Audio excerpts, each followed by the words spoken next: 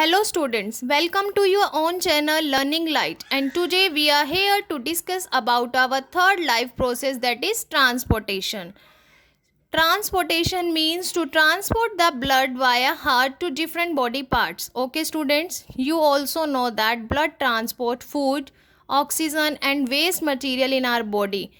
But for this transportation, students' blood needs a pumping organ. And which type of pumping organ is? That is heart. Heart pumps the blood easily to all tissues without any damage. If I want to tell you about the heart, student, there are some characteristic or some basic knowledge about the heart. Its shape is fish shape. Its weight is about 250 to 350 gram. It is located in the middle of lungs but tilted left side. It has four chambers, student, and upper chambers of our heart are called atrium and the lower chambers are called ventricles. There are valves present, student, tricuspid valve and bicuspid valve. These valves present the backflow of the blood. Now there is a divisor, student, between the left and right side, that is called septum. This avoid the mixing of pure and impure blood. Now student, you see there is a protective layer around the heart that is called pericardium. It protects the heart from any injury as heart is a very soft organ. Okay. Now move on. How to draw heart. In the last video, students, we discussed about the 5 steps. How to draw heart in simple 5 steps. If you skip that video, then I will provide the link in the description. You can visit to the video and learn how to draw the diagram of heart in very easy way.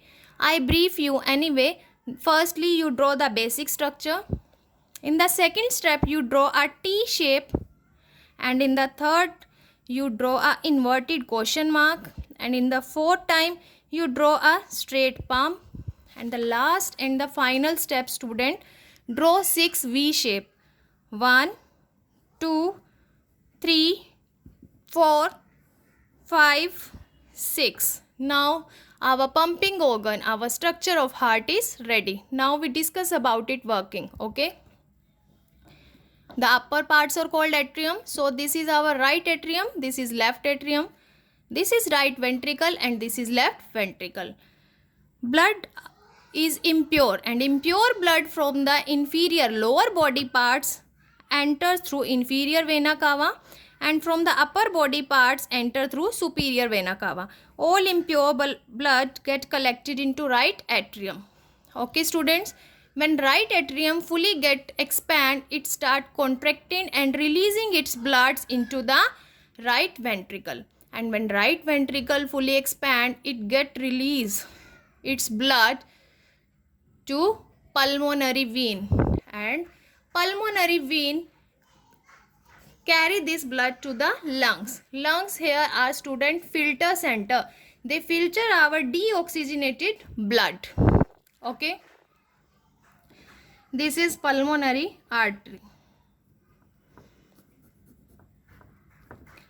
Pulmonary artery move this blood to lungs for the filtration, and after filtration, pulmonary vein collected the filtered and pure blood from the lungs and passes it on to the left atrium, and left atrium contract and passes this blood to the left ventricle, and after contraction, left ventricle passes this blood to the aorta and aorta passes to the whole body.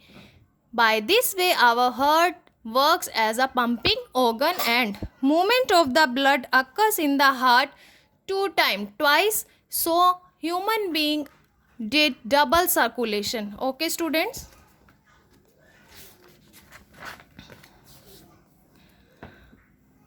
I told you about the working of the heart. The blood in the human body flows 2 times through the heart. So it is called double circulation. This is the diagram of double circulation, students. You observe here from the lungs, pulmonary vein. We started from the right side, student. Right atrium collected the impure blood through the vena cava. Impure blood collected by right atrium. By tricuspid valve, the blood enters into the right ventricle Right ventricle contract, and for filtration pass this blood to the lungs, and this blood after filtration, pure blood carried by the pulmonary vein to left atrium, and left atrium through the bicuspid wall passes it to left ventricle, and left ventricle pass to aorta, and aorta transport or pump all the blood to the body organs. In this way blood moved twice, first cycle here, second cycle here, so it is called double circulation. Okay, next I gave you a difference table, student, so that you can understand what is artery and what is vein. Arteries are bright red in color, students, and veins are blue and purplish. Arteries don't contain any valve because it carry pure blood, and valves are present in vein because it carry impure blood. Artery carry oxygenated blood from heart to body. They carry pure blood from heart to our all body parts. Except pulmonary artery, student. Pulmonary artery is the only artery which carry deoxygenated blood. It carry deoxygenated blood from the body parts to the heart, except pulmonary vein. Pulmonary vein carry oxygenated blood. Walls are thicker because it has to carry the oxygenated blood from heart to all body parts, so its walls are very thicker and muscular, and its walls are very thinner and elastic. They are deep seated, student. They are not visible on our skin parts, skinny organs, and veins are superficial. You can see easily on your body parts. Okay. Now student, there is another type of liquid which also involved in our transportation process, that is called lymph. Lymph is very yellowish, alkaline, and containing WBC and lymphocyte. Now there is a question in your mind that what is lymphocyte? Lymphocyte which recognize antigens, which destroy the harmful cells of our body, which improves our immunity, and which also produce antibody. And what is the function of this liquid?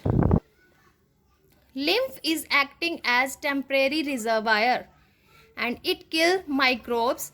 It helps in the removal of interstitial fluid from the human tissue, and they absorb and transport fat from the digestive system.